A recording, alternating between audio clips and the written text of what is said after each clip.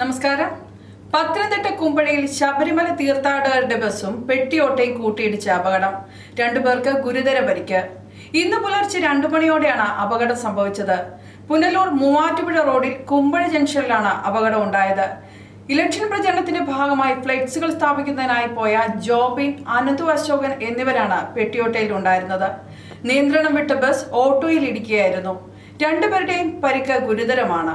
ഇരുവരെയും Kottayam medical college ആശുപത്രിയിൽ പ്രവേശിപ്പിച്ചിരിക്കുകയാണ്. Driver ഉറങ്ങിപ്പോയതാവാൻ കാരണമെന്ന് കരുതുന്നു.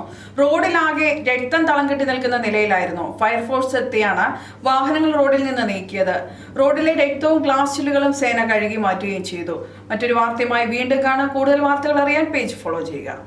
അറിഞ്ഞില്ലേ, അലങ്കാറിലാണിപ്പോൾ യഥാർത്ഥ ചന്ത. അലങ്കാർ ബുധനാഴ്ച ചന്ത. പച്ചക്കറികൾ തോട്ടങ്ങളിൽ നിന്നും നേരിട്ടെത്തിക്കുന്നു. ഫ്രഷ് ഐറ്റം, ഒപ്പം വിലക്കുറവും. എല്ലാത്തരം പഴവർഗ്ഗങ്ങൾ, പച്ചക്കറികൾ, അരി, വെളിച്ചെണ്ണ തുടങ്ങി നിത്യോപയോഗ സാധനങ്ങൾക്ക് 50% കൂടുതൽ വിലക്കുറവ്. അലങ്കാർ ബുധനാഴ്ച ചന്തയിലെത്താൻ മറക്കരുത്. അലങ്കാറിലെത്തിയാൽ എന്തും വാങ്ങാം വൻ വിലക്കുറവിൽ. Alankar hyper market, super market, Pathanamthitta, Konni, Changanassery.